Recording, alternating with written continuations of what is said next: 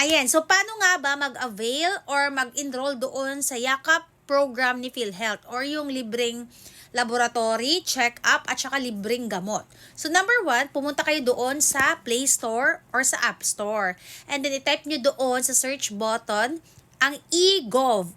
And then pag nakita nyo na yung eGov, i-click nyo siya and i-open and saka kayo mag-register. So sa registration naman is mga basic nyong information yung kailangan doon. So alam na alam nyo nang i-answer lahat yon. And pag successful na, and tapos ka na sa lahat, ay magsiset ka ng 6 na PIN para every time magpapasok kayo sa app nyo is yun na lang yung gagamitin yung login. So, wag nyo kakalimutan, okay?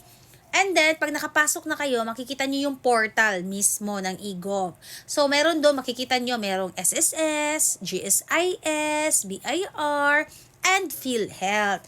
So, i-click nyo syempre yung PhilHealth na portal kasi doon tayo papasok. So, pag na-click nyo na yung PhilHealth, siya nga pala, hindi pa nyo siya maklik kapag hindi pa kayo verified. So, iintayin nyo lang mga ilang minuto para ma-verify yung account nyo. Ganun naman, di ba, pag may re-register tayong mga accounts, kailangan talaga ng verified or kailangan munang mag-antay para verified talaga yung account natin. So, ganun din sa mismong eGov.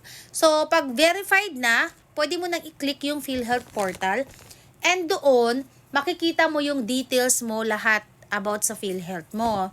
PhilHealth number, contract number, yung address mo, and doon ka din magpipili or doon ka din pipili ng Yakap provider mo. So, kung saang facility na malapit sa'yo and accredited ni PhilHealth. So, pipili ka lang, for example, sa akin, may pinili ako kasi doon ako mas malapit and may may accreditation sila ng PhilHealth sa Yakap. So, pag na-click mo na yon, agad-agad magre-reflect siya na siya yung Yakap provider mo. So, kung mag-a-avail ka ng service nila sa check-up, sa laboratory, at sa libreng gamot, dun ka pupunta soon. So, ganun siya guys. Ganun ang proseso. So, sa ngayon, yung libreng gamot is activated pa lang siya sa Luzon. So, selected areas muna sa Luzon kasi nga niro-roll out pa nila. So, hindi agad-agad na 100% sa buong Pilipinas activated na siya. So, dahan-dahan muna guys. Kasi, yung ibang facilities or yung ibang pharmacy, ibang hospital ay ongoing pa yung pagpapa-accredit nila kay Yakap from PhilHealth. So, be patient lang tayo and let's pray na soon pag maano na talaga 100% na para lahat talaga kahit nasa mga provinces ma-avail nila yung benepisyo ni PhilHealth sa Yakap. Kasi malaking tulong to lalong-lalo na sa mga may mga maintenance. Kasi imagine 20,000 in a year na mga medicines. So, may mga specific list lang po ng medicines ang pwedeng ma-avail. So, hindi lahat ng mga gamot natin ay pwede nating ma-avail. So, may listahan lang sila na 75 na mga gamot na pwedeng ma-avail. So, yun lang muna as of now.